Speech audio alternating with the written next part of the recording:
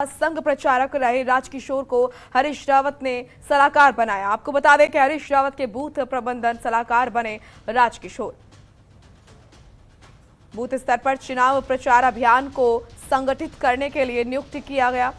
आपको बता दें उनको सलाहकार नियुक्त किया गया है। अमित शाह से 2017 और 2019 में सर्वश्रेष्ठ बूथ मैनेजमेंट प्रबंधक का हासिल किया था उन्होंने खिताब। लगभग 3 दशक से संघ से जुड़े रहे हैं राजकिशोर। वीप के प्रांत गौ सेवा प्रमुख, प्रांत गौ रक्षा प्रमुख जैसे महत्वपूर्ण पदों पर भी वो रह चुके हैं। केंद्रीय गृह मंत्री अमित शाह के उत्तराखंड दौरे के ठीक एक दिन बाद पूर्व मुख्यमंत्री हरीश रावत ने बीजेपी को एक बड़ी पटकनी दी है।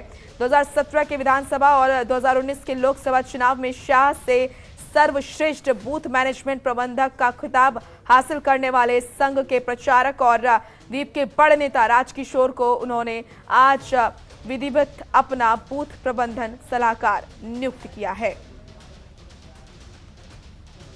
अजय हमारे सहयोगी लगातार हमारे साथ बने हुए हैं। अजय, किस तरीके से इस फैसले को लिया जाए? जिस तरीके से देखा जा रहा है राजकिशोर को सलाहकार बनाया गया है पूर्व मुख्यमंत्री हरीश रावत द्वारा, तो ऐसे में कहीं ना कहीं बीजेपी को वाकई पटकनी की तरह ही लेना चाहिए। या बिल्कुल, देखिए सभी दलों की ओर से ये दावा किया जाता है और चूंकि ये सही भी है कि बूथ जो मैनेजमेंट कर लेता है वही पार्टी आगे उस चुनाव को जीतती है। यानी बूथ जीतो और चुनाव जीतो की रणनीति के तहत सभी दल काम करते हैं। और क्योंकि हरीश रावत ने एक बड़ी चाल चली है, बहुत बड़ा गेम खेल दिया है और राजकिशोर जैसे नेता को अपने पाले में कर लिया है। क्योंकि 2017 के विधानसभा चुनाव में, 2019 के विधानसभा चुनाव में राजकिशोर ने जो बूथ मैनेजमेंट किया था उसका परिणाम रहा कि 57 सीटें बीजेपी को उत्तराखंड में मिली थी और लोकसभा की 5 सीटों पर बीजेपी को जीत मिली थी।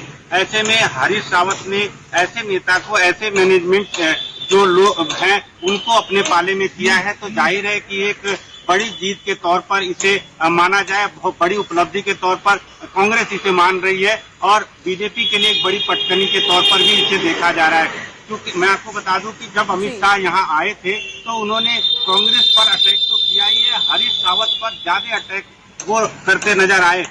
कुल मिलाकर के हरीश रावत को वो अपने तरह से चुनावी चेहरा बना करके चले गए हैं। हालांकि कांग्रेस की ओर से अभी ये नहीं तय किया गया है कि विधानसभा चुनाव में जीत के बाद सरकार बनती है तो किसको चेहरे के तौर पर रखा जाए, लेकिन अमित शाह ने सीधे तौर पर हरीश रावत के ऊपर अटैक करके हरीश रावत को ज्यादा दिखा करके, ज्यादा बता करके उनको एक तरह से नेता घोषित कर दिया है कांग्रेस की तरफ से। और यही बात है कि हरीश रावत ने अब अपने गेम को खेलना शुरू कर दिया है। तमाम नेताओं को भी वो अपने पाले में लाना चाहते हैं। बीजेपी के कई नेता जो हैं वो बार बार ये दावा किया जा रहा है कि वो बीजेपी कांग्रेस के साथ जाना चाहते हैं। ऐसे में हरीश रावत ने जो राजकिशोर जैसे नेता को जो बड़े मैनेजमेंट अजय, क्या ऐसे में क्योंकि कांग्रेस की जो विचार है वो संघ से मेल नहीं खाते हैं, तो क्या उनसे सवाल नहीं किए जाएंगे कि आखिर क्यों राजकिशोर को ही चुना गया?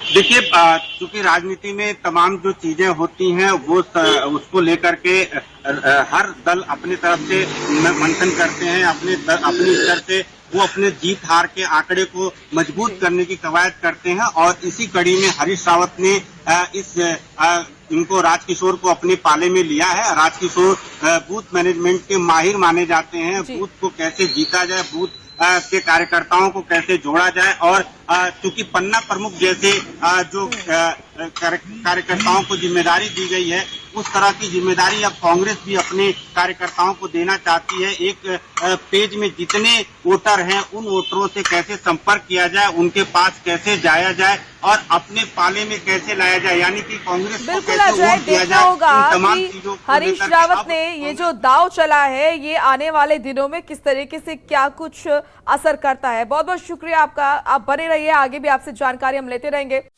खबरों के निष्पक्ष विश्लेषण के लिए सब्सक्राइब करें Jantantra TV and press the bell icon. Never miss any update.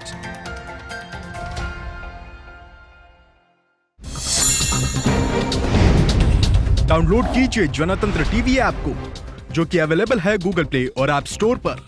अधिक जानकारी के लिए अभी डाउनलोड करें।